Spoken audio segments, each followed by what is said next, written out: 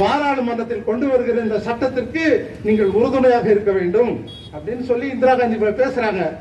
அப்ப பல பண்ணையார்கள், காங்கிரஸ் கட்சியினுடைய தலைவர்கள் பேசுறாங்க. இதெல்லாம் பத்திரிகையில வராத செய்தி, பத்திரிகையில இதெல்லாம் பேசப்படாத செய்தி, மறைக்கப்பட்ட செய்தி.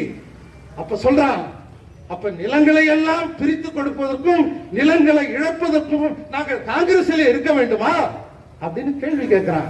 அப்பதான் இந்திரா காந்தி சொல்றாங்க, தோழர்களே, இந்த சட்டம் கொண்டு வரப்பட்டால் உங்கள் நிலங்களை மட்டும்தான் இழக்கிற மாதிரி இருக்கும். நிலங்களை இழக்க மாட்டான், அதுக்கெல்லாம் 1000 வழி வச்சுட்டான். நிலங்களை இழப்பதாகத்தான் இருக்கும். இந்த சட்டம் கொண்டு வரப்படவில்லை என்று சொன்னால் உங்கள் தலைகள் கொண்டு போகப்படும். நக்சல்பாரி இயக்கம் தமிழ்நாடு புறாவும் இந்தியா புறாவும் வீறுபட்டு வந்து விட்டது. உங்கள் நிலங்களை காப்பாற்றுவதல்ல, உங்கள் தலைகளை காப்பாற்றுவது எனது கடமை. இந்திரா காந்தி சொல்லி மறுத்தார். அப்படி ஒரு சட்டம் வந்ததல்ல. ஏன் உச்சவரம்பு சட்டத்தை தமிழ்நாட்டிலும் இந்தியாவும் ஏன் அமல்படுத்தல?